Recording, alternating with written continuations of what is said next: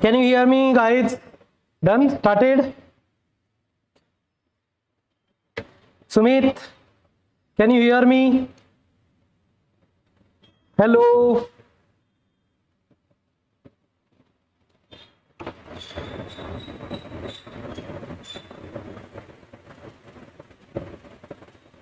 Can you hear me all? Yes, sir. Great, great, great, great, great, great. Thank you, thank you. Piyush, east or west? For physics, Mane sir is best. Thank you so much. Can you hear me all? Shall I start? Yes, guys, can you hear me? Okay, great, great, great. Yes sir, yes sir. Start. Okay, हाँ, चल जल्दी start करेंगे. Yes sir. Okay, students are joining clearly. Okay, audible सही हूँ. Good evening, good evening all. Good evening, good evening guides. Good evening all of you. Good evening. All clear? Yes, all clear.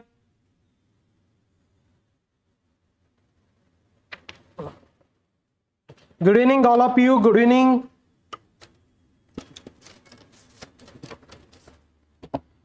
Good evening.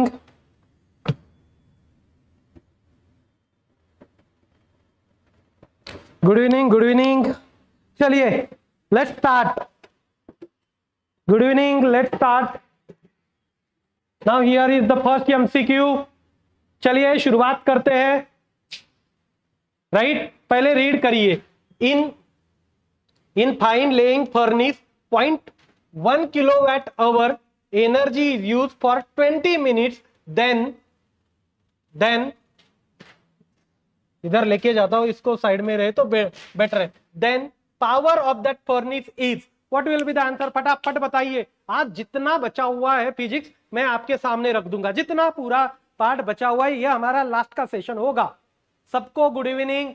चलिए, बिल्कुल सही है. चलिए बताइए फटाफट फटाफट. देखिए हमारे पास गिवन क्या है. 0.15 kilowatt hour energy is use for 20 minute. Then the power of that furnace is, कितनी एनर्जी यूज हो रही है?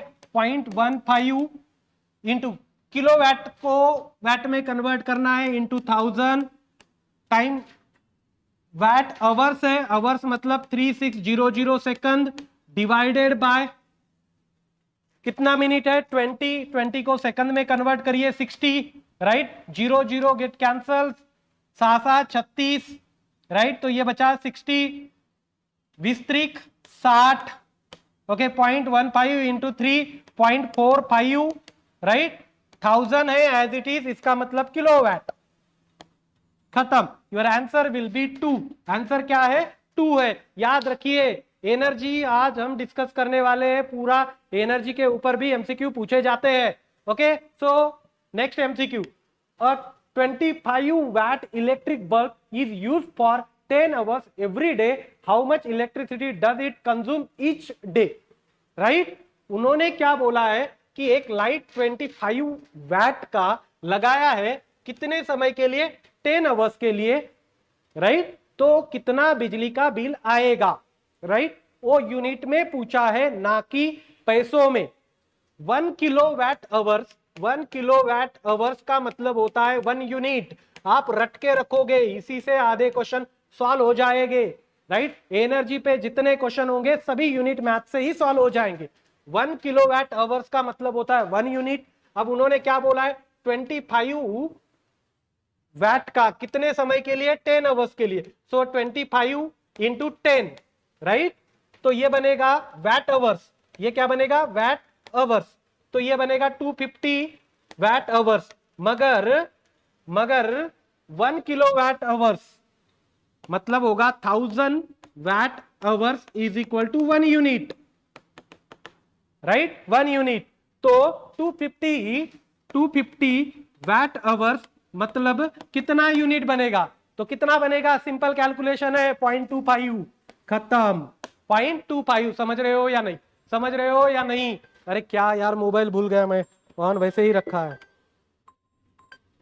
ये जस्ट 1 मिनट देना भाई, साइलेंट कर लूं, भूल गया आज साइलेंट करना मोबाइल, नहीं तो साइलेंट रहता है। चलिए ठीक है, आगे चलू, गुड। हाँ, a electric potential difference volt between the 2 point of a carrier is expressed by, देखो पोटेंशियल डिफरेंस का मतलब क्या होता है कि एक आधी चीज है यहां, उसको उठा के इलेक्ट्रिक फील्ड में लेके आना है, ये इलेक्ट्रिक फील्ड है, राइट, इसके अंदर लेके आना है, ये कहीं भी इंफिनिटी पे हो सकती है, तो कहीं से लेके आना है, मतलब वर्क लगेगा, वर्क लगेगा। So that work, right, that work, charge को लेके आ रहे हैं हम, किसको, चार्ज को, that work divided by charge, right, that work divided by charge is nothing but your voltage और वोल्ट, क्लियर। वर्क का यूनिट होता है जूल और ये होता है कूलोम्ब। ऑलरेडी हमने पहले इसमें देखा है, ये क्वेश्चन आ चुका था, रिपीट हुआ है, क्वेश्चन रिपीट होते हैं, क्वेश्चन रिपीट होते हैं। तो जूल पर सेकंड मतलब होता है वोल्ट, ये भी क्वेश्चन आया था, जूल पर कूलोम्ब, जूल पर कूलोम्ब मतलब होता है वोल्ट, ये भी क्वेश्चन आया हुआ है। और पोटेंशियल डिफरेंस मतलब क्या होता है, वर्क बाय चार्ज, ये भी क्वेश्चन आ चुका है।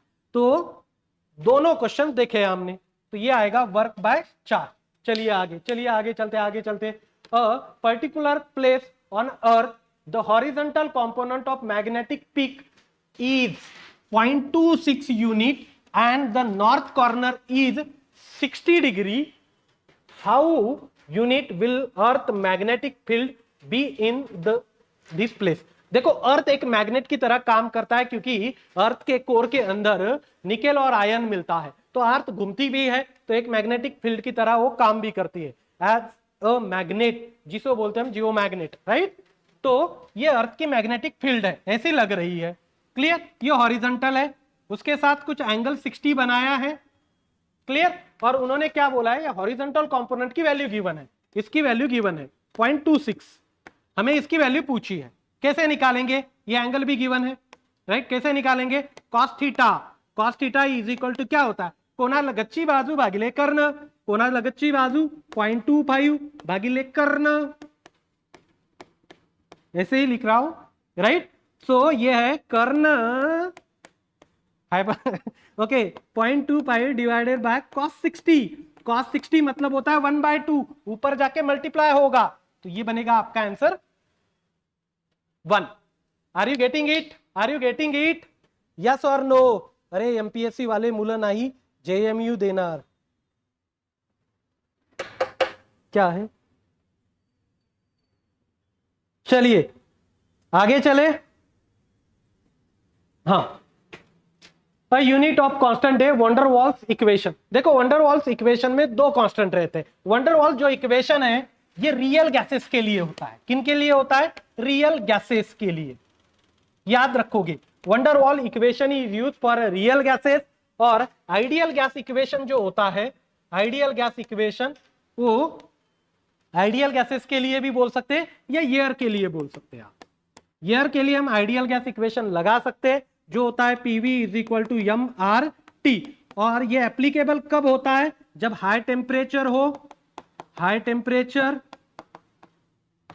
And at low pressure, right. High temperature और लो प्रेशर पे आप किसी गैस को आइडियल गैस बोल सकते हो, राइट। और ये रियल गैस के लिए वंडरवॉल इक्वेशन लगता है। कांस्टेंट का ये है उसका unit, right, option is D, constant का यूनिट, राइट। यहां तक बस याद रखिए, लास्ट के मोमेंट में हमें ऐसी ही चीजें याद रखनी है, जो मैं बता रहा हूं उतना ही लास्ट में बस याद करके जाइए, क्योंकि सब्जेक्ट थ्योरेटिकल है, चीजें क्लिक हो जाती है। आगे, which of the following two statement is correct, magnetic resonance image, जिसे एमआरआई बोलते हैं, इसको कंडक्ट करने के लिए थोड़ा टाइम ज्यादा लगता है, हाफ एन आवर तक चलता है MRI. Create a whole image of any part of the body, body के पूरे पार्ट का आपको देखना है पार्ट को, तो उसका एमआरआई किया जाता है। ये मैग्नेटिक फील्ड पे काम करता है, मैग्नेटिज्म पे काम करता है, मैग्नेटिज्म पे। Okay, CT scan, x ray and MRI, it is higher than that of fairly. देखो याद रखिए, थोड़ा सा सेंटेंस गलत फ्रेम किया गया है, मगर उसका यह कहना है सीटी स्कैन और एक्सरे से एमआरआर, या sorry, CT scan and x ray MRI से बेटर है, तो ये सही नहीं है। पहला है, देखो हर एक का अलग अलग फंक्शन है, हर एक का अलग अलग फंक्शन। सीटी स्कैन, सीटी आपने देखा होगा, कोविड के टाइम कुछ लोगों ने किया भी होगा, राइट? तो सीटी, एक्सरे, हड्डी बिड्डी टूट गई तो हम इसका एक्सरे भी करते हैं। एक्सरे बहुत कम समय में होता है, सीटी स्कैन भी बहुत कम समय में होता है। एमआरआर को कंडक्ट करने के लिए थोड़ा टाइम लगता है। क्लियर? हर एक का अपना अपना एप्लीकेशन अलग अलग है, इसीलिए फर्स्ट स्टेटमेंट ही करेक्ट है, second is wrong. So only a is correct, only a is correct. Clear? आगे चलता हूं। Which of the following examples are electromagnetic wave, right? ये सभी electromagnetic wave, television wave, okay, UV rays, x rays and sunlight, right? ये कैसे है? Electromagnetic wave. Electromagnetic wave को पास होने के लिए कोई भी किसी भी मटेरियल मीडियम की जरूरत नहीं है, राइट? मैकेनिकल वेव को पास होने के लिए मटेरियल मीडियम की जरूरत है, जो कि साउंड वेव है। साउंड वेव को मटेरियल मीडियम की जरूरत होती है। लाइट वेव्स को मटेरियल मीडियम की जरूरत नहीं होती है, इसीलिए सूर्यदेव से जो लाइट निकलती है वो धरती माता तक पहुंच जाती है। बीच में बहुत सारा वैक्यूम है, मतलब एटमॉस्फेयर नहीं है, याद रखेंगे। चलिए फटाफट, तो कौन सा है? ABCD all are true, so option is 4। आपको बीच बीच में डाउट भी पूछने हैं, लास्ट का सेशन है आज का, इसके बाद कोई सेशन होगा नहीं, तो आप बीच में पूछते जाइए, जो कुछ डाउट्स आपके हैं वो पूछते जाइए। चलिए आगे। हाँ, which of the following sentence is correct? Magnetic field line comes from comes together near the pole of a magnet. देखो मैग्नेट के पोल के पास मैग्नेटिक लाइन ऑफ फोर्सेस की डेंसिटी थोड़ी ज्यादा क्लोज होती है। डेंसिटी ज्यादा से ये समझ लीजिए कि वो क्लोज होती है, ज्यादा क्लोज होती है, इंटरसेक्ट नहीं करती, ज्यादा क्लोज होती है, फिर बाद में दूर हो जाती है, राइट? ये बिल्कुल सही है। Magnetic field lines are form near the south pole and in near the north pole. ये गलत है, नॉर्थ से निकलती है, साउथ तक पहुंचती है, राइट? निकलेगी कहां से? नॉर्थ से, पहुंचेगी कहां? साउथ, और अंदर में साउथ से निकलती है, नॉर्थ की तरफ जाती है। तो ऐसे लूप बना हुआ है, बाहर से नॉर्थ टू साउथ और अंदर में साउथ टू नॉर्थ। अब वही आप इलेक्ट्रिक लाइन ऑफ फोर्सेस को देखोगे तो पॉजिटिव से शुरू होगी, एंड निगेटिव पर होगी, मगर अंदर वो कंडक्टर के अंदर ट्रैवल नहीं करती है, इसीलिए कंडक्टर के अंदर में इलेक्ट्रिक फील्ड नहीं होती है, मगर मैग्नेटिक फील्ड होती है, राइट? तो आप समझ लीजिए ए ही करेक्ट है, बी गलत है। सो सेंटेंस ए इज करेक्ट। चलिए, ड्यूरिंग, हाँ, इसके अलावा दोस्तों कुछ और चीजें भी मैं आपको मैग्नेटिज्म के बारे में बताना चाहता हूं, जैसे कि मैग्नेट, आपको करंट को पास करने के लिए ईएमएफ की जरूरत होती है। करंट को पास करने के लिए किसकी जरूरत होती है? ईएमएफ की। वैसे ही आपको मैग्नेटिक फील्ड को पास करवाना, मैग्नेटिक फ्लक्स को पास करवाना है, तो आपको एमएमएफ की जरूरत होती है। मैग्नेटो इधर ही लिखूं क्या? इधर लिखता हूं, मैग्नेटो मोटिव फोर्स किसकी जरूरत होती है? मैग्नेटो मोटिव फोर्स की जरूरत होती है आपको मैग्नेटिक फील्ड को पास करने के लिए। ये मैग्नेटो मोटिव फोर्स कैसे निकाला जाता है? देखो, ये नंबर ऑफ टर्न्स है, ये कंडक्टर है, इससे करंट पास करोगे तो मैग्नेटिक फील्ड बनती है। तो एमएमएफ होता है number of turns into current, तो इसका यूनिट बनता है टर्न्स एम्पियर, राइट? लिख लीजिए, मैग्नेटोमोटिव फोर्स इंपॉर्टेंट है इसलिए लिखवा रहा हूं। अब लास्ट में ऐसे ही पॉइंट याद रखने हैं। एमएमएफ होता है टर्न्स एम्पियर, उसका यूनिट है किसका? एमएमएफ का। और एमएमएफ का एक और यूनिट है, कोई बताएगा सीजीएस यूनिट एमएमएफ का क्या है? फटाफट बताइए, सीजीएस यूनिट एमएमएफ का सीजीएस यूनिट क्या होता है? गिलबर्ट।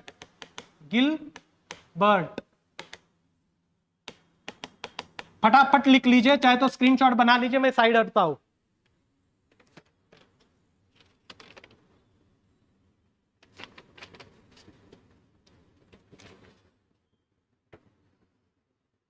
लिखिए।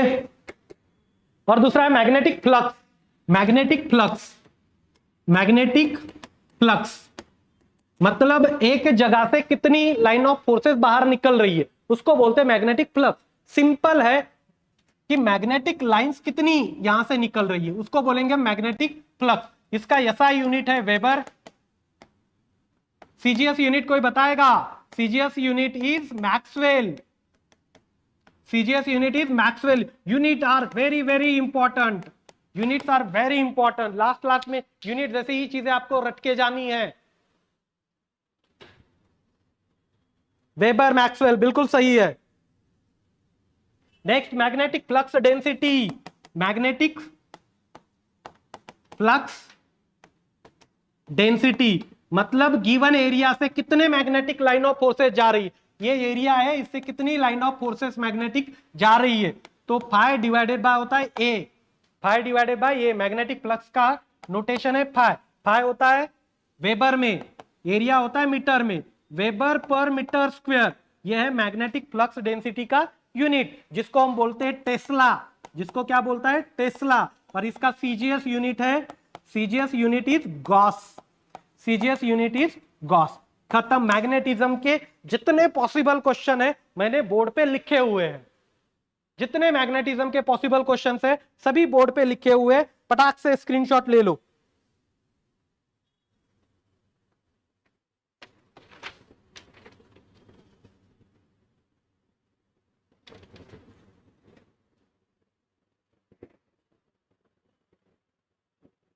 मैग्नेटिक फील्ड इंटेंसिटी चाहे तो वो भी लिख लीजिए। मैग्नेटिक फील्ड इंटेंसिटी वो होती है MMF. MMF divided by length of conductor. MMF divide by length of conductor. MMF का यूनिट होता है एम्पियर टर्न्स और लेंथ का होता है मीटर। तो एम्पियर टर्न्स पर मीटर। खत्म। चलिए चलो आगे लीजिए फटक से स्क्रीनशॉट। चलिए आगे। 1 कैलोरीज इज कितना जूल होता है? 1 कैलोरीज होता है 4.184 जूल्स। 1 कैलोरीज होता है 4.184 जूल्स और 1 किलो कैलोरी होता है 4.184 किलो जूल। राइट। सेकंड वाला ज्यादा पॉपुलर है। पहले वाला एग्जाम में आ चुका है मगर सेकंड वाला ज्यादा पॉपुलर है। 1 kilo calories is equal to होता है 4.84 किलो जूल। चलिए आगे। There is a transformation of energy in hydro power station. Okay, hydro power station है मतलब जल विद्युत प्रकल्प है। राइट। यहां डैम होता है, डैम में वाटर होता है, उस वाटर के पास होती है पोटेंशियल एनर्जी। उस वाटर के पास क्या होती है? Potential energy. एनर्जी जो कि होती है mgh, mass of water into gravity into H. अब यहां से पानी एक पाइप से लेके जाते हैं जिसको बोलते हैं पेनस्टॉक। ये पाइप से पानी जाएगा और यहां आपका टरबाइन है जिसको रोटेट करवाएगा। सो स्लोली स्लोली इस पाइप में पोटेंशियल एनर्जी काइनेटिक एनर्जी में कन्वर्ट होती है। राइट। और उस काइनेटिक एनर्जी की वजह से ये रोटर रोटेट होता है जिसको हम बोलेंगे मैकेनिकल एनर्जी। Mechanical energy. फिर ये मैकेनिकल एनर्जी जनरेटर को दी जाती है और बनती है इलेक्ट्रिसिटी। तो ये बनेगी इलेक्ट्रिक एनर्जी। क्लियर? तो देखो जैसे जैसे आगे जाएंगे ना तो लॉसेस होते जाएंगे, तो एनर्जी कम कम होते जाएगी। तो सबसे ज्यादा पोटेंशियल एनर्जी होती है, फिर काइनेटिक एनर्जी होती है, फिर उससे कम मैकेनिकल एनर्जी होती है, फिर उससे कम इलेक्ट्रिक एनर्जी होती है, क्योंकि लॉसेस होते जाते हैं। तो डायनामिक एनर्जी नहीं, पोटेंशियल एनर्जी सबसे ज्यादा है, फिर डायनामिक एनर्जी, फिर पावर एनर्जी। बिल्कुल सही है। तो your answer will be 2। Answer will be 2। Correct है या नहीं? आर यू गेटिंग इट या नहीं? रे बाबा सो गए है ना? वहां 4 दिन पे पेपर रहा है अभी। चलिए आगे। A object is falling freely under a gravity from a vacuum. Which of the following will remain stable in such a process? देखो ऑब्जेक्ट ऊपर से नीचे आ रहा है। राइट। ऊपर से नीचे आ रहा है मतलब उसके पास जो पोटेंशियल एनर्जी ऊपर थी स्लोली स्लोली वो मैकेनिकल एनर्जी में, पोटेंशियल जो एनर्जी थी वो स्लोली स्लोली काइनेटिक एनर्जी में कन्वर्ट हो रही है। राइट। मतलब ये समझिए कि जो पोटेंशियल है वो भी चेंज हो रही है, कम हो रही है, और काइनेटिक एनर्जी बढ़ रही है। समझ में आया? तो दोनों को मिला के वो तो मैकेनिकल एनर्जी है, काइनेटिक और पोटेंशियल। राइट। तो आपकी मैकेनिकल एनर्जी ही कांस्टेंट रहती है। स्टैटिक एनर्जी का मतलब होता है potential energy. Potential energy.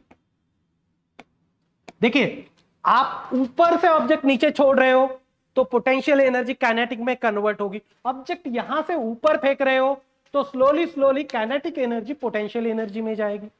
Clear? ऊपर से नीचे potential to kinetic energy, right, और नीचे से ऊपर मतलब kinetic energy to potential energy. खत्म। चलिए आगे।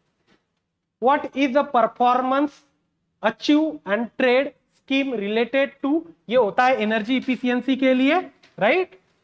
उस टाइम जीएस की न्यूज में था तो इसीलिए वो पूछा गया था, फिजिक्स को थोड़ा सा रिलेट करके, वो एनर्जी का पार्ट फिजिक्स में, इसलिए वो पूछा गया है।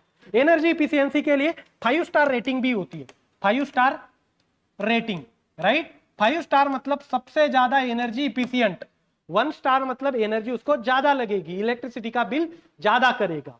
क्लियर? हाँ, अब ये बीच में लेके आए, आगे भी एमसीक्यूज है।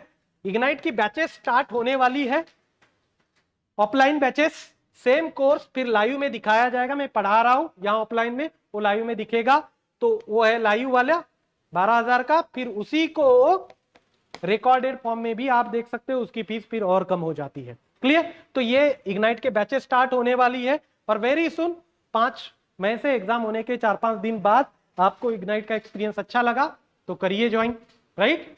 आई होप कि आप सभी लोगों को अच्छा लगा, हमने जितना बोला था उससे ज्यादा आपको दे दिया गया है, पूरी कोशिश करते हैं देने की। चलिए, पूरी एनर्जी के साथ लगे पड़े रहते हैं कि आप लोगों तक सब कुछ, आपको जो कमिटमेंट की जाए वो कमिटमेंट सही हो, राइट। और आपसे भी जो सुझाव आते हैं उन पे भी हमारा काम चले रहता है, राइट। तो आप भी कुछ एडवाइस देना चाहते हो तो इन बिटवीन दे सकते हो। हाँ, hydro power project, hydro power project में क्या हो रहा है? Electric energy is removed from the water, नहीं, इलेक्ट्रिक एनर्जी बनाते हैं, वाटर के पास कोई इलेक्ट्रिसिटी नहीं होती है। Kinetic energy is accumulated water is converted into electric energy, ज्यादा गलत। भाई काइनेटिक एनर्जी एक्यूमुलेटेड थी क्या? नहीं, पोटेंशियल एनर्जी थी। मगर आगे वाले ऑप्शन देखते हैं, उनमें से ये भी सही हो सकता है। 4 ऑप्शन गिवन है, कंपैरिजन करना है। Electricity is generated by converting water bye streaming and rotating the turbine, हाँ बिल्कुल सही है, राइट। उसके बाद में the potential energy in the accumulated water was converted into electric energy, ये सबसे ज्यादा सही है। तो आंसर क्या होगा? 4। अभी देखा है हमने, पहले पोटेंशियल एनर्जी काइनेटिक में कन्वर्ट हो रही थी, फिर वो रोटेशन करवा रही थी शाफ्ट का, जिसको मैकेनिकल एनर्जी बोलते हैं, फिर इलेक्ट्रिसिटी मिल रही थी। सो लास्ट इज सबसे ज्यादा करेक्ट, लास्ट इज सबसे ज्यादा करेक्ट। पुणे में बैच है क्या? हाँ बिल्कुल, केमिस्ट्री तक कभी घेना सर, अभी केमिस्ट्री के लिए उतना टाइम नहीं, केमिस्ट्री का श्योर क्वेश्चंस नहीं होते जैसे फिजिक्स वाला है उतना। सर टैप तक आंसर की आएगी क्या? ओके, हाँ आंसर की तो तब तक आ ही जाएगी। Thanks for giving me a discount. Okay, तब तक आंसर की आ जाएगी, मोस्टली 4-5 दिन में आ ही जाती है। चलिए आगे। गुड।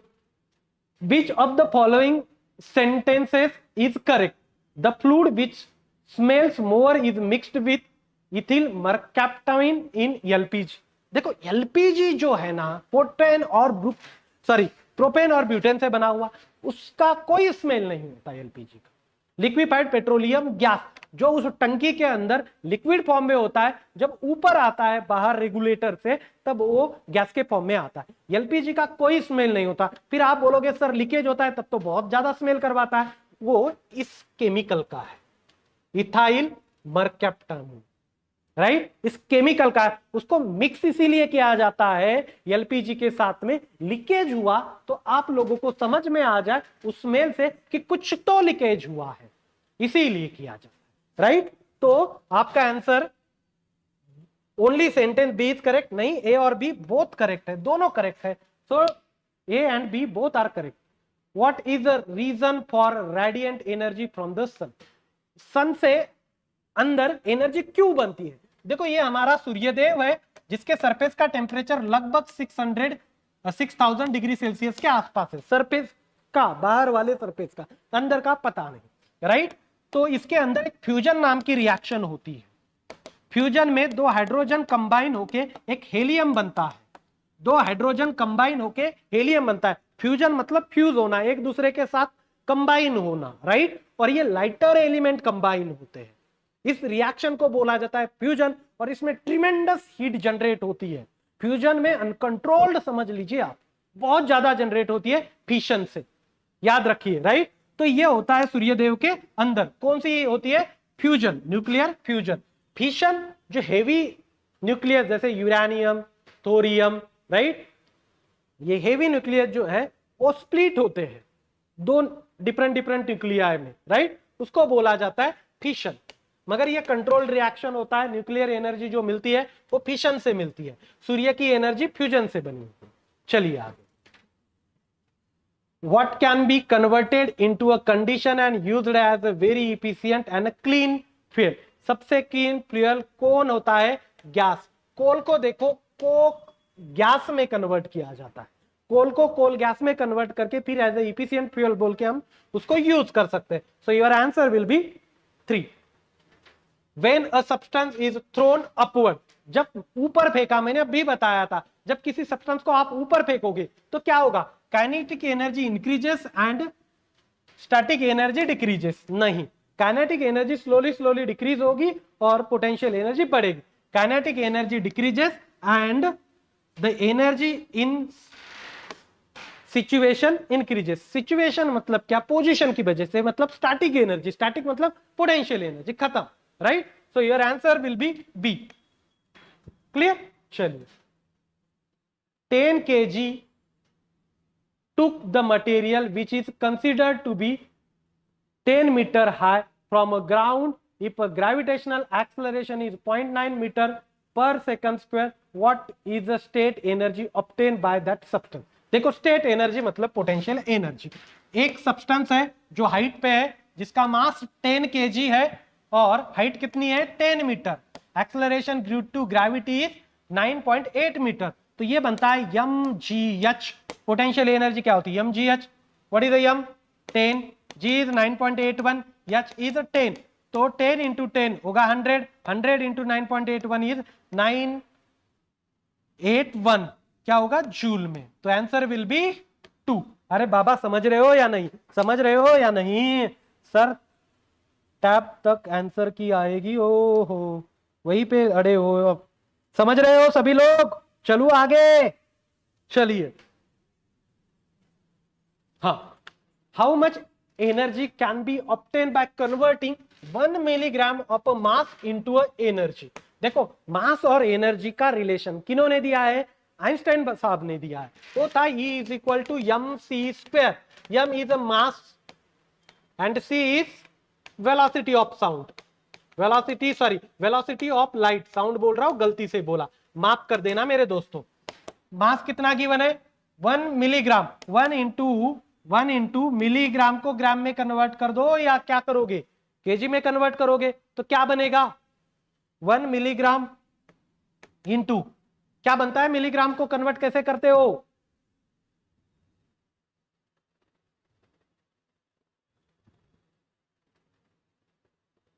फटाफट बताओ, साथ में आ जाओ, बताइए कैसे कन्वर्ट करोगे?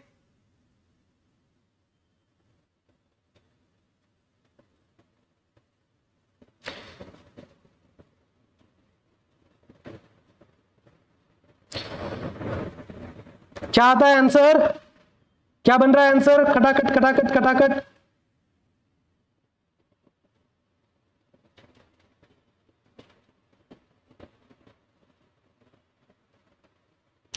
बताइए।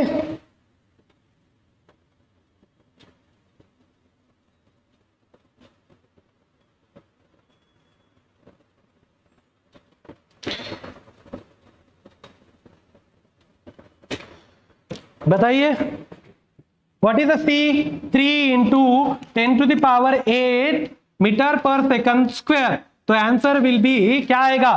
कर लीजिए, ये 9 होगा। 9, ये तो दोनों हट ही गए, right. 8 10 to the 3, 9 into 10 to the power क्या बनेगा? ये 16, 10 टू द पावर 16। तो मिलीग्राम मतलब कैसे करोगे? ग्राम को केजी में कन्वर्ट करना है, 10 टू द पावर -3, राइट। ग्राम को केजी में मतलब 10 टू द पावर -3, मिली को ग्राम में, तो ये बनेगा 10 to the power -3, 10 to the power -3 -6, ये बनेगा 16, तो ये बनेगा 9 इंटू 10 टू द पावर 10। चलिए खटाखट खटाखट, आपका स्पीड मुझसे मैच होना चाहिए। क्या आ रहा है आंसर? चलिए आगे। Methane gas is produce from which of the following area. देखो मीथेन एक ग्लोबल वार्मिंग गैस भी है, ग्लोबल वार्मिंग गैस है। पैडी की खेती बोलते हैं, पैडी का मतलब होता है राइस फील्ड, राइस फील्ड में एग्रीकल्चर में ये मीथेन गैस बनता है। और मीथेन गैस एक जो हमारा नेचुरल गैस होता है ना, नेचुरल गैस में सबसे ज्यादा परसेंटेज जो होता है मीथेन और CO2 का होता है। क्वेश्चन ये भी पूछा जाता है, नेचुरल गैस में सबसे ज्यादा परसेंट किसका होता है? मीथेन और CO2 का। और जो हमारा बायोगैस होता है उसमें भी, सॉरी नेचुरल गैस मीथेन और हमारा बायोगैस जो है methane and CO2, methane plus CO2, इनका परसेंटेज सबसे ज्यादा होता है। और एलपीजी में प्रोपेन ब्यूटेन का, राइट? ये भी याद रखिए, एनर्जी के टॉपिक में वो भी चीजें इंपॉर्टेंट है। आगे, how much electrical energy will be used if bulb of 60 watt power is used for 6 hour. देखो मैंने अभी बताया था 1 kilowatt hours is equal to होता है 1 यूनिट, राइट? इनको करिए कन्वर्ट, 60 वैट इंटू 6 आवर्स, तो ये बनेगा आपका 736 360 वैट आवर्स। अब किलोवाट आवर्स में कन्वर्ट करना है तो इसको क्या करेंगे, 10⁻³ से मल्टीप्लाई करेंगे, तो ये बनेगा 0.360 किलोवाट आवर्स। और 1 किलोवाट आवर्स मतलब होता है 1 यूनिट, तो ये बनेगा 0.360 यूनिट। खत्म, लाइट बिल भी पढ़ा दिया आपको। चलिए 3 आगे, which of the following lamp has high efficiency. Sodium vapour lamp की सबसे ज्यादा गिवन में से इफिशियंसी होती है, राइट? ये बल्ब जो है इसमें टंगस्टन का फिलामेंट होता है, टन का फिलामेंट होता है, और इसमें आर्गन और नाइट्रोजन गैस, आर्गन और nitrogen as a inert gas use होते हैं, एज अ इनर्ट गैस। ये भी क्वेश्चन पूछा जाता है। चलिए आगे, the size of a gas in proportional, sorry, the size of a gas in proportion of pressure, which of the following will go the fatherhood of this theory. Simple पूछा है, क्या बोला है? साइज ऑफ अ गैस मतलब gas का volume और pressure के बीच का रिलेशन किन्होंने दिया है? ये दिया है रॉबर्ट बॉयल्स ने। रॉबर्ट बॉयल्स ने क्या बोला है? प्रेशर और वॉल्यूम एक दूसरे के इनवर्सली प्रोपोर्शनल है, मतलब वॉल्यूम बढ़ेगा तो प्रेशर कम होगा, प्रेशर बढ़ेगा तो वॉल्यूम कम होगा, ये बॉयल्स ने बताया। फिर एक और साइंटिस्ट है जिसका नाम है चार्ल्स लॉ। इन्होंने क्या बोला है कि वॉल्यूम और टेम्परेचर डायरेक्टली प्रोपोर्शनल है, टेम्परेचर बढ़ेगा तो वॉल्यूम बढ़ेगा, चार्ल्स ने बताया। दूसरे एक साइंटिस्ट है गैल लुसाक्स,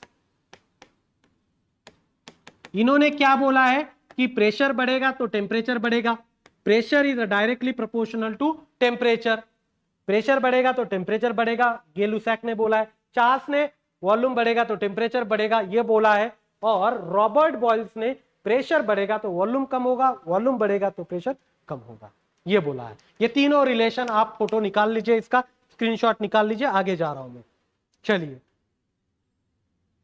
थैंक्स फॉर, चलिए हाँ बिल्कुल बिल्कुल, वो हाँ देखो, प्रेशर और वॉल्यूम के रिलेशन में टेम्परेचर कांस्टेंट होता है, किसी ने डाउट पूछा था, राइट? वॉल्यूम और टेम्परेचर के रिलेशन में प्रेशर कांस्टेंट होता है, और प्रेशर और टेम्परेचर के रिलेशन में वॉल्यूम कांस्टेंट होता है। क्लियर? चलिए अब लीजिए screenshot. Okay, if a heavy object pull the horizon from smooth surface in parallel, the force that act on object will be as follow. देखो एक ऑब्जेक्ट है, उसको पुल कर रहे हैं मतलब खींच रहे हैं, ये ऑब्जेक्ट है, ये कोई सरफेस है, उससे एक ऑब्जेक्ट को पुल कर रहे हैं, तो इन दोनों के बीच में फ्रिक्शन होगा। तो इस बॉडी पे कौन कौन से फोर्सेस लगेंगे? एक तो वेट लगेगा डाउनवर्ड डायरेक्शन में, पहली बात। दूसरा एक रिएक्शन होगा अपवर्ड डायरेक्शन में, जिसे नॉर्मल रिएक्शन बोलते हैं, नॉर्मल रिएक्शन। और ऑब्जेक्ट आगे जा रहा है तो उसको पीछे खींचने वाला फ्रिक्शन फोर्स लगेगा, और ये फ्रिक्शन फोर्स आता है नॉर्मल रिएक्शन की वजह से।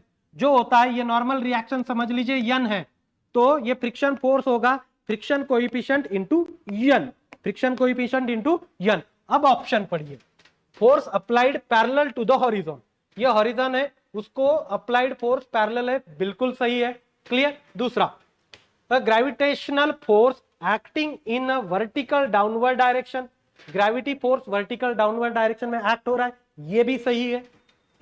पर reaction force working in opposite direction of applied force, जो रिएक्शन वाला फोर्स है अप्लाइड फोर्स के अपोजिट काम कर रहा है, ये अप्लाइड फोर्स है उसके अपोज में जो फ्रिक्शन है वो लग रहा है। फ्रिक्शन किसके वजह से? रिएक्शन फोर्स की वजह से, जो नॉर्मल रिएक्शन है उसकी वजह से, तो ये भी सही है। Reaction force acting in upward direction, देखो रिएक्शन फोर्स अपवर्ड डायरेक्शन में लग रहा है, क्लियर है, मगर अपोजिट डायरेक्शन में वर्क कर रहा है, दोनों में डिफरेंस है, तो ये भी सही है। So all are correct, a b c and d is correct. I hope you guys are getting it. चलो फटाफट फटाफट फटाफट बताते जाओ। Smooth surface, okay smooth surface, देखो बेटा स्मूथ सरफेस कितना भी बोलने दो, कितना भी स्मूथ सरफेस हो, फ्रिक्शन निगलेक्ट तो नहीं कर सकते ना। वो क्वेश्चन ऑप्शन पढ़िए, ऑप्शन पूरे फ्रिक्शन के बारे में गिवन है। फ्रिक्शन कुछ ना कुछ होगा भाई, कम होगा, इलिमिनेट करना फ्रिक्शन ऑलमोस्ट इंपॉसिबल, क्लियर है। स्मूथ होगा मगर फ्रिक्शन उसकी वजह से कम है, इलिमिनेट नहीं हुआ है। चलिए आगे, the pen placed on a table remains in real position on table, this is the case of Newton's law of motion which is example of. देखो न्यूटन के 3 लॉ है, पहला लॉ को बोला जाता है law of inertia. Law of inertia मतलब simple है कि जो ऑब्जेक्ट है वो अपने ही पोजीशन में रहना चाहता है। जैसे मैं यहां बैठ गया तो मैं बैठे ही रहना चाहता हूं, राइट। मैं चल रहा हूं तो मैं चलते ही रहना चाहता हूं, वो क्या है? लॉ ऑफ इनर्शिया है, सिंपल बता रहा हूं। मतलब ऑब्जेक्ट अपने ही पोजीशन में रहना चाहता है जब तक कोई एक्सटर्नल फोर्स उसके ऊपर ना लगे, राइट। ये न्यूटन का फर्स्ट लॉ है जो आपका आंसर है। न्यूटन का सेकंड लॉ क्या है? Force is equal to mass into acceleration, force is equal to mass into acceleration, मतलब force is rate of change of momentum, rate of change of momentum होता है फोर्स, राइट। फोर्स का unit है Newton, mass का unit है KG, acceleration का unit है metre पर सेकंड स्क्वायर। हमारा पहला यूनिट एंड डायमेंशन है, वो भी कवर हो जाएगा इसमें, राइट। मोमेंटम होता है पी मास इंटू वेलोसिटी, जिसका यूनिट है केजी मीटर पर सेकंड, ये होगा यूनिट मोमेंटम का। थर्ड लॉ क्या है? Every action has equal and opposite reaction, ये न्यूटन का थर्ड लॉ है। फोर्थ नाम का कोई लॉ है नहीं फिलहाल, तो क्लियर है, ये न्यूटन का थर्ड लॉ है, क्लियर है। अब मैं यहां ही इसी स्लाइड के ऊपर आपको पूरा ग्रेविटेशन समझा देता हूं, ये खत्म करिए, राइट। चलिए आगे, अब मैं आपको ग्रेविटेशन के बारे में थोड़ा सा बताना चाहता हूं।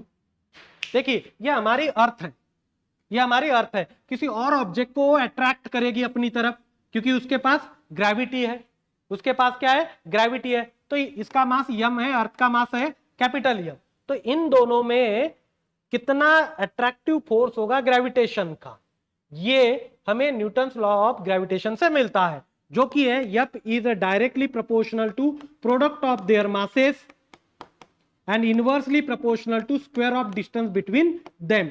और ये प्रोपोर्शनलिटी साइन हटाओगे तो आपको मिलेगा universal gravitational constant, universal gravitational constant, right. और दूसरी आती है ग्रेविटी, जो होती है root of GM by r, root of GM by r square, right. ये होती है ग्रेविटी, जैसे अर्थ की 9.81 है। अब किसी ऑब्जेक्ट के ऊपर लगने वाली ग्रेविटी उस ऑब्जेक्ट के मास पे इंडिपेंडेंट रहती है। $1 मिलियन क्वेश्चन, मतलब मैं हूं, मुझ पे जो ग्रेविटी लग रही है वो मेरे मास के इंडिपेंडेंट है। तो ग्रेविटी जो है ग्रेविटेशनल, यूनिवर्सल ग्रेविटेशनल कांस्टेंट, उस प्लैनेट के मास के ऊपर और उस प्लैनेट के रेडियस के ऊपर रहती है। ये याद रखिए, स्क्रीनशॉट लीजिए, मैं इसको हटा रहा हूं, और कुछ बताना है मुझे, खत्म। चलिए आगे, राइट। अब देखिए, ये अर्थ सरफेस है, अर्थ सरफेस के ऊपर जाइए जी की वैल्यू कम होती होती जाएगी, अर्थ सरफेस के नीचे अंदर की तरफ जाइए जी की वैल्यू कम होते जाएगी। क्लियर? मतलब अर्थ के सरफेस से ऊपर भी चले गए तो जी कम हो रहा है, नीचे भी चले गए तो जी कम हो रहा है, राइट। अब एक डिस्टेंस ऐसे आएगा अर्थ के एटमॉस्फेयर, एक डिस्टेंस ऐसे आएगा जहां अर्थ की ग्रेविटी 0 होगी, इसके बाहर कोई अर्थ की ग्रेविटी नहीं होगी। क्लियर है? और आपको कोई ऑब्जेक्ट या सैटेलाइट इस ग्रेविटेशनल फील्ड के बाहर भेजना है तो कितने वेलोसिटी से भेजा जाता है, उसको बोलते हैं एस्केप वेलोसिटी। एस्केप वेलोसिटी मतलब एक ऐसी वेलोसिटी कि जिससे आप किसी सैटेलाइट को भेजिए, वो सैटेलाइट अर्थ के ग्रेविटेशनल फील्ड के बाहर जाएगा। ऐसे फेंका मैंने उस सैटेलाइट को, ऐसे फेंका और वो अर्थ के ग्रेविटेशनल इन्फ्लुएंस के बाहर गया, उस वेलोसिटी को बोलते हैं एस्केप वेलोसिटी। उस वेलोसिटी को क्या बोला जाता है? Escape velocity. ओके, ये याद रखिए, कभी कभी किसी एग्जाम में पूछी जाती है दोस्तों, राइट, मगर हमें याद रखने के लिए उतना ज्यादा डिफिकल्ट है नहीं।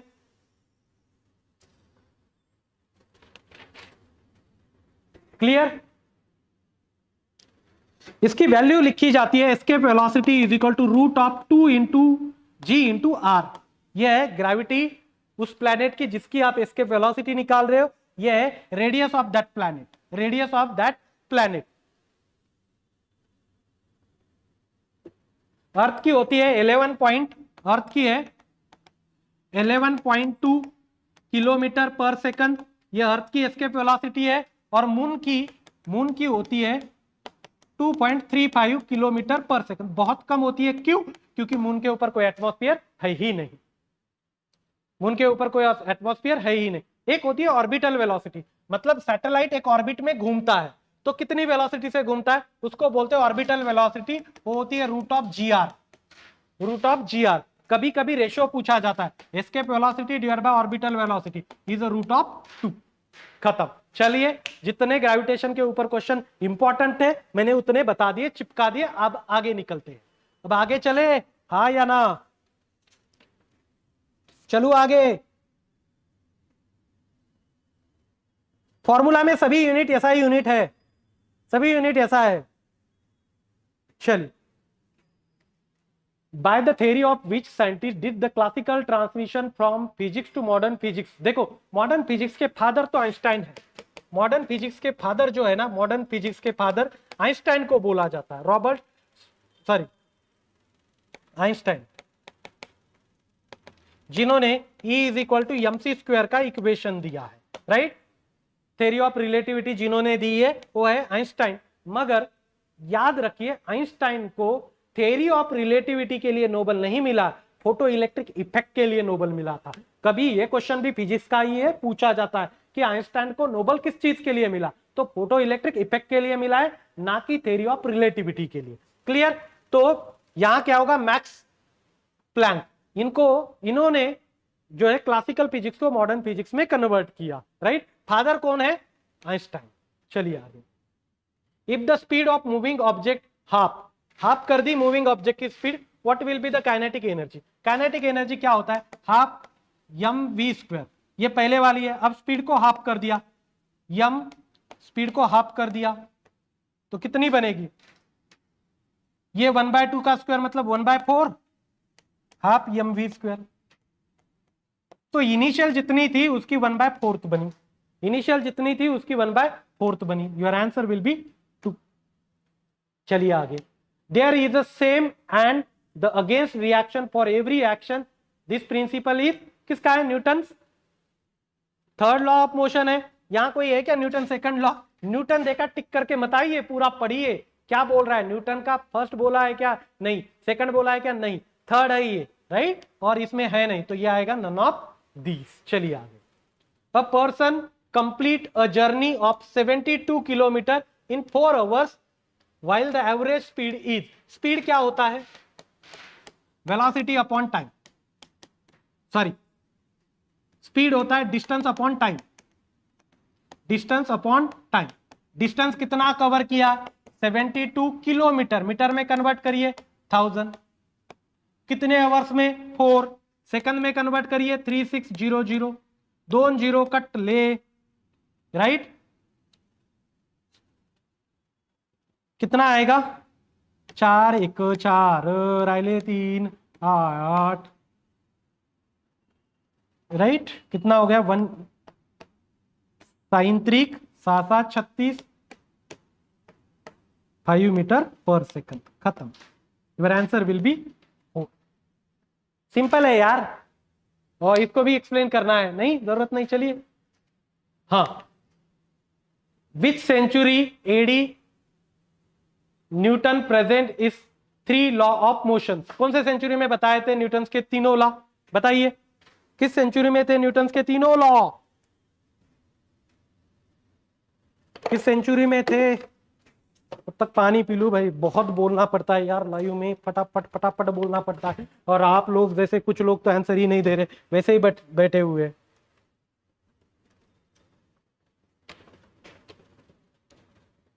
बताइए,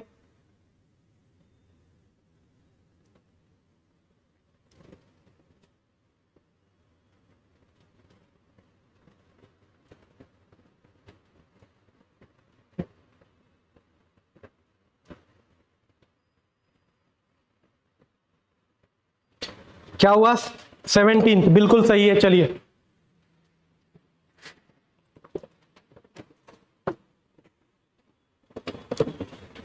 आ 17 सही है, चलिए। 1600 समथिंग था, 1600 समथिंग मतलब 17th सेंचुरी यार। What will be the speed of a ball left down from a roof of tall building after 5 second. देखिए ये टॉल बिल्डिंग है, यहां से बॉल नीचे की तरफ आ रहा है, राइट, तो 5 सेकंड के बाद उसका स्पीड क्या होगा, राइट। तो गैलीलियो के 3 इक्वेशन है, v इज इक्वल टू होता है u प्लस ए टी, पहला इक्वेशन, फिर होता है S, S is equal to you square plus 2as, right. Third है S square is equal to you T, sorry V square is equal to U T plus half A T square. Clear, ये तीनों equation है। देखो tall building से ball गिरा है, मतलब पहले उसकी वेलोसिटी क्या होगी 0, तो पुट करिए यहां 0 यहां 0 यहां 0, राइट। अभी 80 यहां 2as है, v सॉरी ये कर लो आप, v is equal to you square plus 2as and s square is equal to U T plus half A T square. कभी कभी हो जाता है यार गलती, माफ कर लेना मेरे दोस्तों, राइट। अब बचा क्या है, देखो दो चीजें गिवन है, सॉरी एक ही चीज गिवन है, टाइम गिवन है, और acceleration due to gravity freely fall हो रहा है, मतलब ये जी ए जो है वो जी बना हुआ है, तो v is equal to g t, g t मतलब 9.81 इंटू 5, इसको क्या कर लीजिए, इसको आप अज्यूम करिए 10 है, तो ये बनेगा 15, ये क्या बनेगा 15, राइट, 50 के आसपास की वैल्यू 4। अरे गेटिंग इट या नो रे, हाँ रे बाबा ना, हाँ या ना, फटाफट बताओ, समझ रहे हो। चलिए आगे, if a object with mass m is moving with velocity v then its kinetic energy क्या होगा, हाफ mv स्क्वायर, कुछ देखने की बात नहीं, खत्म। Half mv square kinetic energy होगा, mgh इज पोटेंशियल एनर्जी, और हीट एंड एनर्जी का यूनिट क्या होगा, हीट एंड एनर्जी का दोनों का यूनिट है जूल, और कैंडेला जो है वो बताना भूल गया था मैं पहले, इसमें कैंडेला जो है वो यूनिट है ल्यूमिनस इंटेंसिटी का, ल्यूमिनस इंटेंसिटी का candela, right, candela is unit of luminous intensity. और याद रखिए ल्यूमिनस ऑब्जेक्ट वो होते हैं जिनसे लाइट निकलती है, जैसे बल्ब है, स्टार है, जिनसे लाइट निकलती है उनको बोलते हैं ल्यूमिनस, और नॉन ल्यूमिनस मतलब ऐसे ऑब्जेक्ट जिनसे लाइट नहीं निकलती, उदाहरणार्थ उड़, लकड़ी, खत्म। चलिए ऐसे ही चीजें याद रखनी। Heat is supplied to the engine of a steam at a rate, ये हीट सप्लाई की है मतलब इनपुट है ये,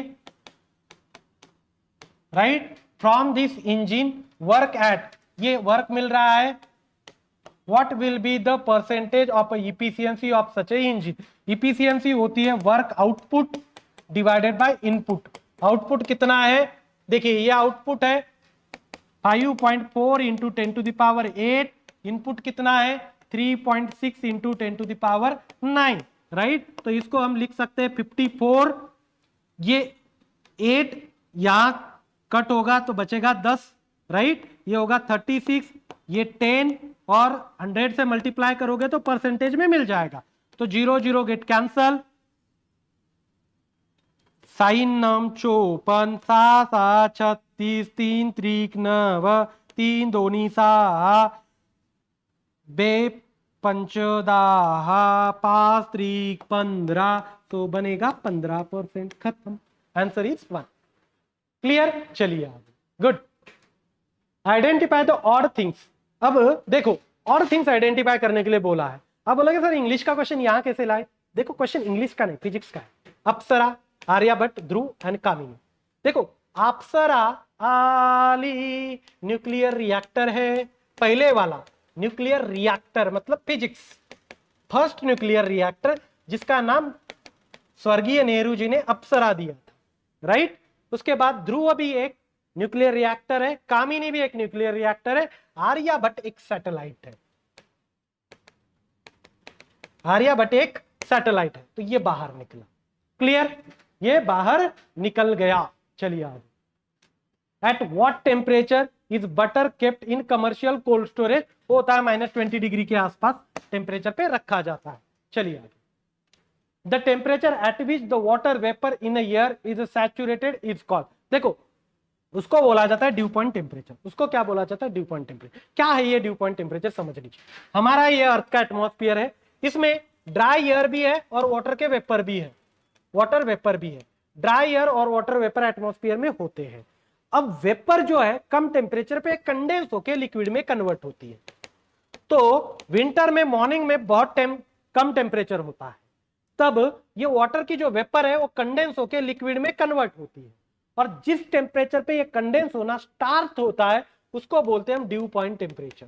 उसको क्या बोलते हैं हम? Due point temperature right. इसका मतलब ड्यू पॉइंट टेम्परेचर एक ऐसा टेम्परेचर है उसके ऊपर वाटर वेपर में रहता है, उसके नीचे वाटर लिक्विड में होता है, एटमॉस्फेयर के अंदर। क्लियर है, चलिए आगे। हाँ, a black color is given to inner part of a solar cooker box because the black color। देखो ब्लैक कलर जो होता है पूरे हीट को एब्जॉर्ब कर लेता है। हम ब्लैक कलर को परफेक्टली ब्लैक बॉडी बोलते हैं, ब्लैक कलर को हम ब्लैक बॉडी बोलते हैं। ब्लैक बॉडी, जरूरी नहीं है कि ब्लैक बॉडी कलर में ब्लैक ही दिखे राइट, कलर में ब्लैक ही दिखे जरूरी नहीं है। आप आइस देखिए, आइस को भी ब्लैक बॉडी बोलते हैं। क्यों? ब्लैक बॉडी मतलब एक ऐसा कंसेप्ट है जो हीट को एब्जॉर्ब कर लेता है। आइस भी हीट को एब्जॉर्ब करता है, दिखता तो व्हाइट कलर जैसा ही दिखता है ना, मगर वो ब्लैक बॉडी है क्योंकि वो हीट को एब्जॉर्ब कर रहा है। हम समर में ब्लैक कलर के कपड़े नहीं पहनते क्योंकि वो हीट को एब्जॉर्ब करते, व्हाइट कलर के पहनते हैं। जैसे मैंने आज व्हाइट कलर का पहना हुआ है, ज्यादा धूप थी, क्योंकि वो व्हाइट कलर जो है वो लाइट को रिफ्लेक्ट करता है, ब्लैक कलर लाइट को एब्जॉर्ब करता है। कुकर में ब्लैक कलर इसीलिए दिया जाता है कि वो हीट को एब्जॉर्ब करे, लाइट को बोल रहा हूं, हीट की बात है राइट। हीट को एब्जॉर्ब करता है black colour, white colour reflect करता है। देखिए, the heat falling on it reject the radiation, बिल्कुल नहीं, it absorb the heat radiation on falling on it right. मतलब ब्लैक कलर पे जो हीट की रेडिएशन आएगी उसको वो एब्जॉर्ब करेगा। चलिए आगे। What would be the final temperature of 20 gram of given, okay, sorry, what would be the final temperature of 20 gram of ice given 1600 calories of a heat, right। अब देखिए बोला क्या है, आइस। आइस कब बनता है? जब वाटर का टेम्परेचर 0 डिग्री सेल्सियस होता है राइट। इसको हीट करोगे तो क्या होगा? स्लोली स्लोली जो आइस है वो मेल्ट होके वाटर में कन्वर्ट होगा। अब इस आइस को आपको मेल्ट करके वाटर में 0 डिग्री सेल्सियस के कन्वर्ट करना है। किसमें? वाटर में। उसका भी टेम्परेचर 0 डिग्री सेल्सियस, तो आपको लगेगी 80 कैलोरीज। मगर मास कितना होना चाहिए आइस का? 1 ग्राम। 1 ग्राम आइस को आपको लिक्विड में कन्वर्ट करना है तो आपको लगेगा 80 कैलोरीज का हीट। आपको कितने को कन्वर्ट करना है? 20 को। 20 को कन्वर्ट करोगे 20 इंटू 80 तो आपको लगनी है 1600 कैलोरी हीट। किस चीज के लिए लगेगी? खाली आइस को लिक्विड में कन्वर्ट करने की, टेम्परेचर बढ़ाने की नहीं। 0 डिग्री सेल्सियस का आइस अब 0 डिग्री सेल्सियस के वाटर में कन्वर्ट हो रहा है, फिर और हीट दोगे, 1600 के ऊपर हीट जाएगी तो टेम्परेचर बढ़ेगा। 1600 तक टेम्परेचर बढ़ेगा नहीं, आइस लिक्विड में कन्वर्ट होगा, बस इतना ही, राइट। तो ये टेम्परेचर 0 ही डिग्री सेल्सियस रहेगा। क्लियर है? हाँ या ना, हाँ या ना, हाँ या ना? अब आप समझ नहीं रहे हो रे, राइट। अब देखो लैटेंट हीट किसी ने पूछा है, लैटेंट हीट मतलब ऐसी हीट होती है जो खाली फेज चेंज को लगती है। सेंसिबल हीट मतलब टेम्परेचर बढ़ाने के लिए लगने वाली हीट। किसी चीज को आप सेंसिबल हीट दे रहे हो मतलब उसका टेम्परेचर बढ़ेगा, किसी को आप लैटेंट हीट दे रहे हो इसका मतलब उसका फेज चेंज होगा। फेज चेंज मतलब सॉलिड टू लिक्विड और लिक्विड टू वेपर। क्लियर? चलिए आगे। What happens in a temperature if metal is given a heat? देखो मेरे पास एक मेटल है, मेटल है, उसको हीट करोगे, हीट करोगे करोगे करोगे उसका टेम्परेचर बढ़ेगा, टेम्परेचर क्या होगा? इंक्रीज होगा। फिर बहुत ही हीट दे दी आपने, बहुत ही हीट दे दी, फिर ये मेल्ट होगा, राइट। तो मेल्टिंग जो है वो कांस्टेंट टेम्परेचर पे होती है। फेज चेंज हमेशा कांस्टेंट टेम्परेचर पे होगा, चाहे सॉलिड टू लिक्विड हो या लिक्विड टू वेपर हो। क्लियर? तो पहले तो टेम्परेचर इंक्रीज हो रहा है, फिर बाद में फेज चेंज होने की वजह से, मेल्टिंग होने की वजह से टेम्परेचर कांस्टेंट रहता है, रिमेन्स सेम, रिमेन्स सेम। तो पहले तो इंक्रीज हो रहा है फिर सेम रहा है, तो यह आएगा आपका आंसर 4। चलिए आगे। A centigrade and Fahrenheit scale temperature are the same for which temperature? ये -40 डिग्री सेल्सियस पे होता है। ओके, ये मैकेनिकल इंजीनियरिंग में भी, मेंस में आते रहता है और सभी के लिए, प्री के लिए भी इंपॉर्टेंट है। -40 डिग्री सेल्सियस पे यप, जिसे सी स्केल बोलते हैं, इसको यप स्केल बोलते हैं। हम डॉक्टर जो हमारे बॉडी का टेम्परेचर बताते हैं ना, राइट, 100 है, ये डिग्री सेल्सियस में नहीं होता, ये यप में होता है, ये याद रखोगे, राइट। मैं तो 100 डिग्री सेल्सियस, अबे मेल्ट हो जाएगा, मर जाएगा। Researcher heat and shows to be a force. देखो हीट और फोर्स के बीच में किसने रिलेशन दिया है ये पूछा है, ये दिया है बेंजामिन थॉमसन ने, राइट। उनका कहना क्या है, जब मॉलिक्यूल का मोशन हो रहा है, मतलब हीट दोगे तो मॉलिक्यूल का मोशन होगा, राइट, मोशन होगा। और मोशन कब होता है? फोर्स देने के बाद भी हो रहा है। आप किसी चीज को स्टर कर रहे हो, मतलब घुमा रहे हो, तो फोर्स दे रहे हो तो मोशन होगा, उससे हीट भी जनरेट होगी। ये बताया भाई साहब ने, बेंजामिन ने, राइट। बेंजामिन फ्रैंकलिन भी है और बेंजामिन थॉमसन भी है, राइट। ये बताया था बेंजामिन थॉमसन ने। आगे, how much heat energy is necessary to raise the temperature of 10 kg of water from 30 to 100 degree Celsius? कितनी हीट लगेगी? देखो हीट कैसे निकाली जाती है, हीट होता है mc डेल्टा टी। टी मतलब स्पेसिफिक हीट है, स्पेसिफिक हीट है। स्पेसिफिक हीट का मतलब होता है कि मुझे 1 ग्राम का 1 डिग्री सेल्सियस से टेम्परेचर बढ़ाना है तो कितनी हीट देनी पड़ती है। 1 ग्राम सब्सटेंस का 1 डिग्री सेल्सियस से टेम्परेचर बढ़ाना है तो कितनी हीट देनी है, वो है किलो कैलोरी, कैलोरीज के अंदर। वो किस में होती है? कैलोरीज में। आपके सभी आंसर कैलोरीज में। 1 kg का 1 डिग्री सेल्सियस से बढ़ाना है तो स्पेसिफिक हीट है।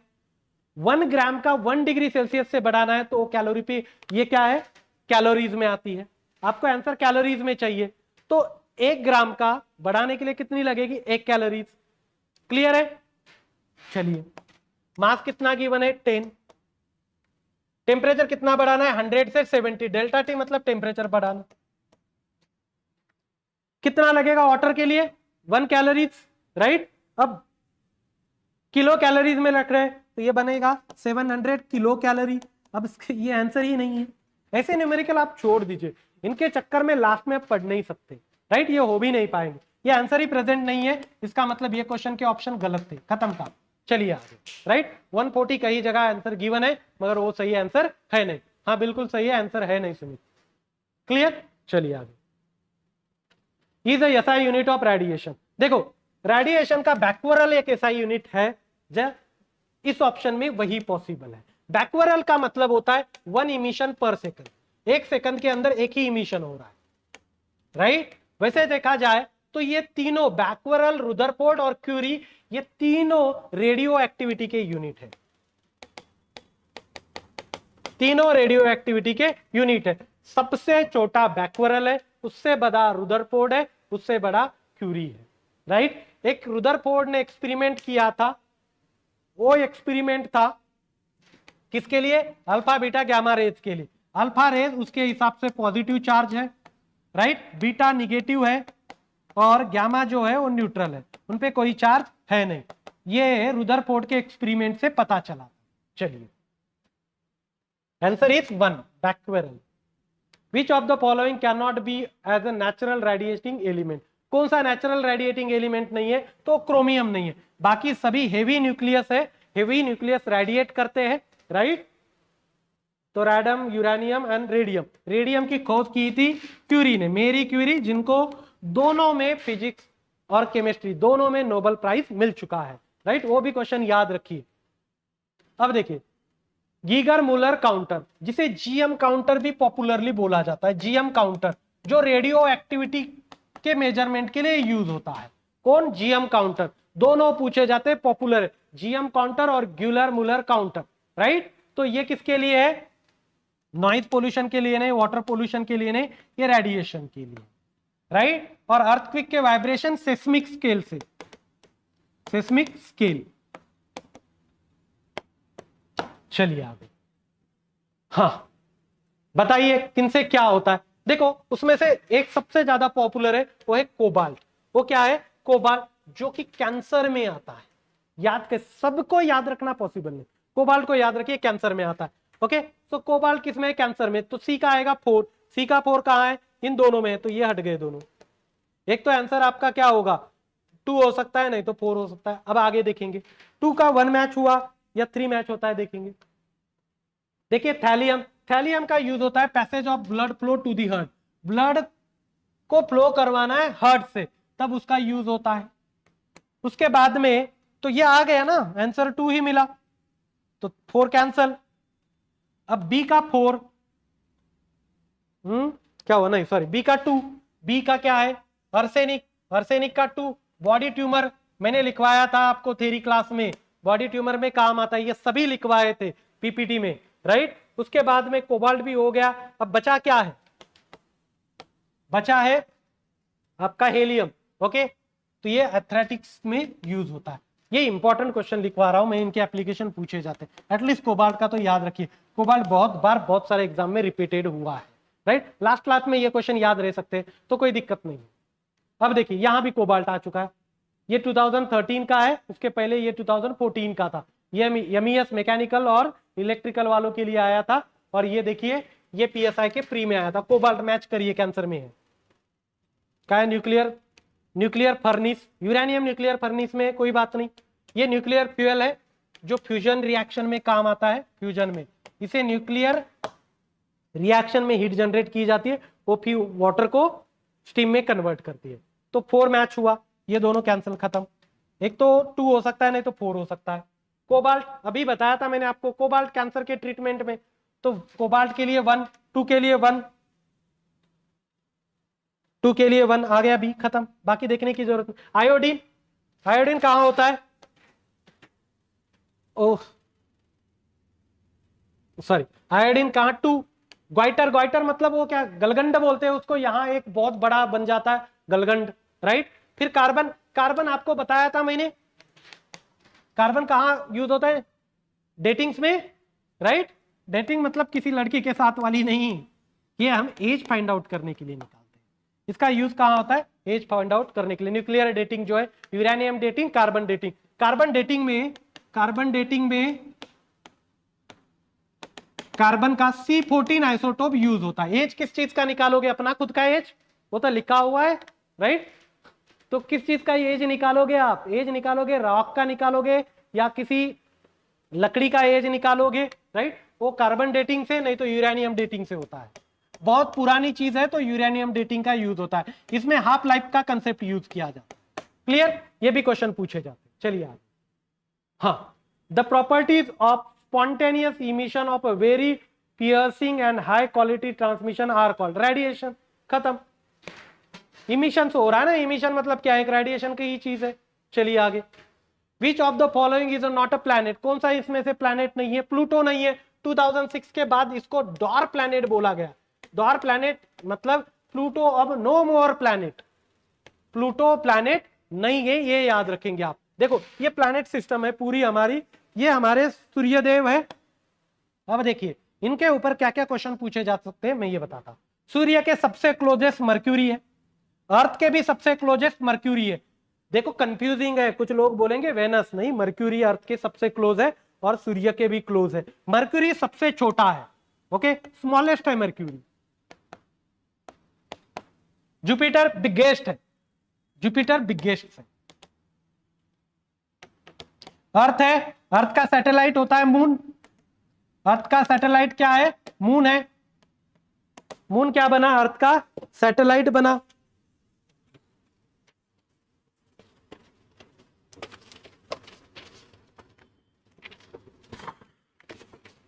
जस्ट मिनट गाइस, पानी पीने दीजिए भाई साहब।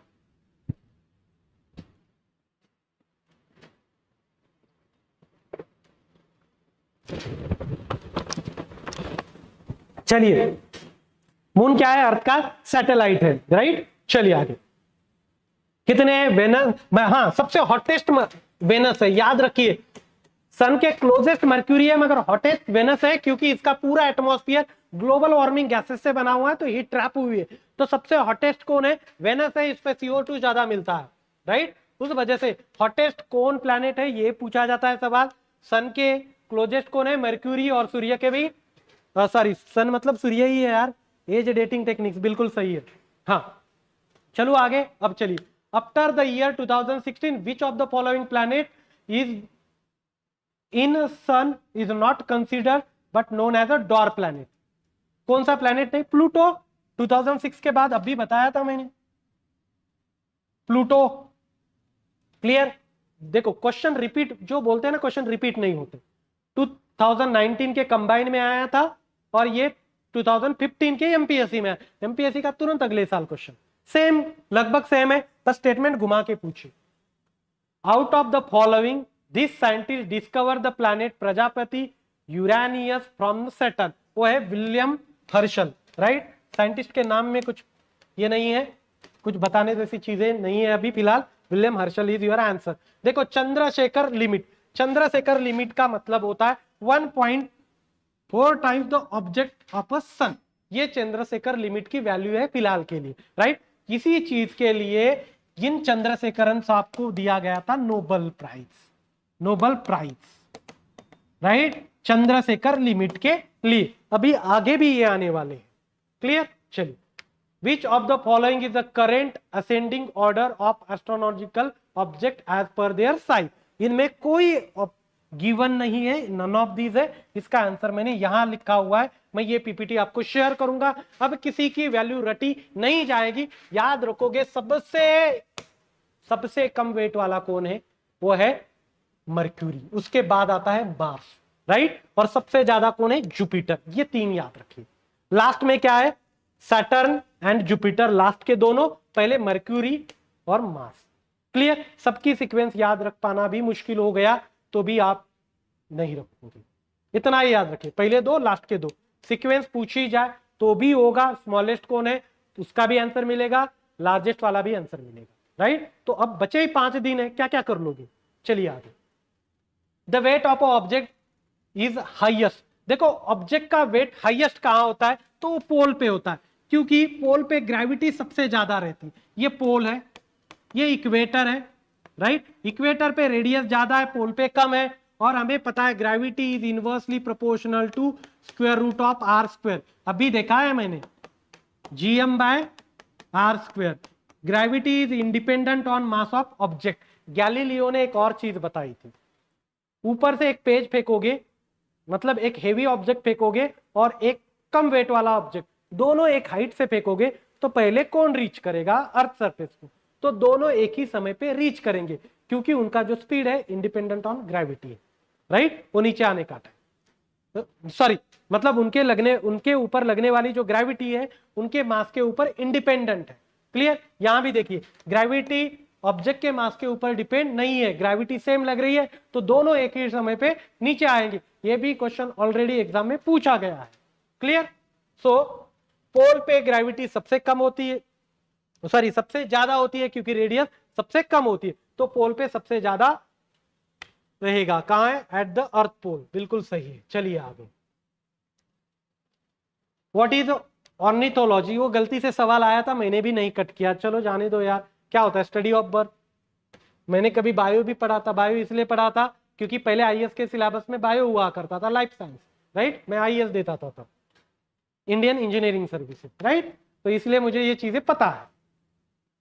Which physical science scientist born in India was awarded the Nobel Award for his research the structure and evolution of order of star? तो ये है यस चंद्रशेखर। उन्होंने अपना चंद्रशेखर लिमिट दिया था जिसके लिए उनको नोबेल प्राइज मिला था। अमर्त्य सेन इनको नोबेल प्राइज मिला था मगर ये इकोनॉमिक्स के लिए, और सीवी रमन इनको रमन इफेक्ट के लिए मिला था, राइट? और ये इनको मिला ही नहीं, शाह जी को मिला ही नहीं। तो आपका आंसर होगा सी। और मिला किस चीज के लिए था? 1983 के आसपास। ईयर भी याद रखिए, मुझे याद नहीं है एग्जैक्टली, मगर एन चंद्रशेखरन को उनको चंद्रशेखर लिमिट के लिए मिला था। आगे चलते हैं। Which of the following scientist argues that sun is at a centre of our solar series?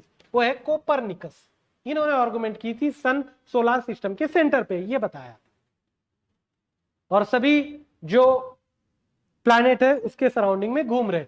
Is the closest planet to the sun and smallest planet in our solar system? वो कौन है? मर्क्यूरी क्लोजेस्ट टू सन है, closest to earth है और सबसे छोटा है।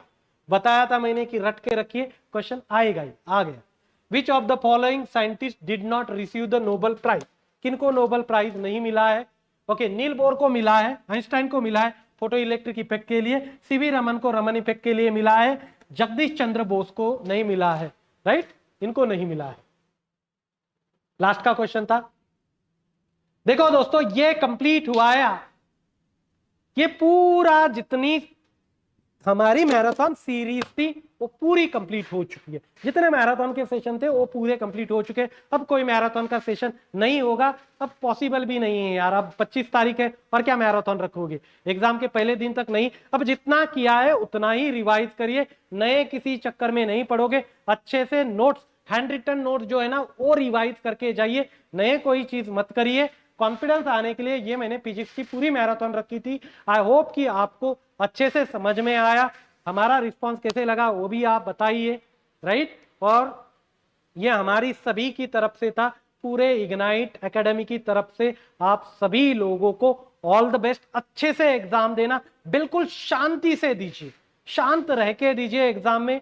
शांत रहोगे तो जो चीज नहीं होने वाली है वो भी हो जाएगी। कहीं भी एप्टी के क्वेश्चन में ज्यादा टाइम मत वेस्ट करो, कहीं भी ज्यादा टाइम वेस्ट नहीं करना है। कम समय है, उसमें ज्यादा क्वेश्चन सॉल्व करने हैं, तो बने रहिए। ओके, बहुत सारे लोगों को मेंस में मिलेंगे। सर पीडीएफ इमीडिएटली सेंड करा, जैसे ही होगा ये सेशन खत्म होगा पीडीएफ आपको सेंड किया जाएगा, तुरंत सेंड किया जाएगा। क्लियर? ओके, तो ऑल द बेस्ट गाइस, अच्छे से देना, राइट? मेंस में मिलेंगे, राइट? आई होप कि आप सभी लोगों का प्री क्लियर हो जाए। अच्छे से देके शांति से दे देना, कोई जल्दबाजी नहीं है, राइट? और कट ऑफ कितना लगेगा, क्या लगेगा, ये फालतू की बातें है, अब सोचने का समय नहीं है। जब पेपर देके आओगे तब सोचना, अब बिल्कुल टाइम पास नहीं करना है। टच में रहिए, हमने पूरी कोशिश की है लास्ट तक आपके टच में रहने की, राइट? कभी आपको लगा कि थोड़ा कॉन्फिडेंस लो हो रहा है एग्जाम के पहले, तो बिल्कुल कॉल करिए, कॉल पे भी बात करेंगे, राइट? टेंशन मत लीजिए। सबसे इंपॉर्टेंट चीज, जितना होना था वो हो चुका है, अब कुछ भी नया नहीं होगा। जो चीजें की है उन्हीं को रिवाइज करिए। Thank you so much guys for listening me. Thank you so much for your marathon session. It will help us in upcoming exam definitely guys. Thank you so much. Sir immediately send करा, just immediately send करा, बिल्कुल immediately send करणार म्हणजे करणार। Thank you so much for listening me. Thank you sir ji. Number मैंने तो number दे रखा था शायद, आई थिंक। कहां चला गया रे भाई?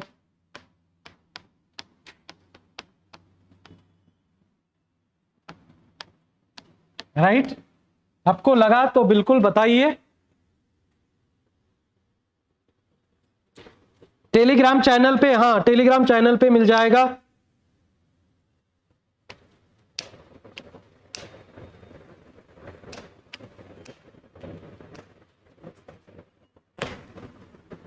योगेश माने मेरा नाम है, योगेश माने। कुछ भी लगा तो कभी भी कांटेक्ट करिए। Thank you. लगेज सेंड कर दो, लगेज लगेज। जिन लोगों को बहुत तुरंत चाहिए वो मुझे मैसेज कर दिए, मैं सेंड कर लूंगा। Nice session, thank you Samarth. Ignite academy Telegram channel name.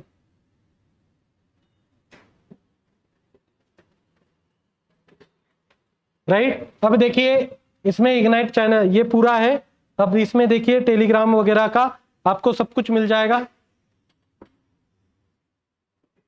या इसमें नहीं है तो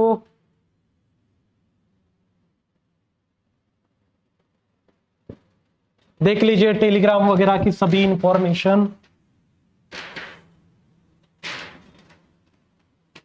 चलिए guys, thank you so much, I am leaving. Super 100%, thank you so much.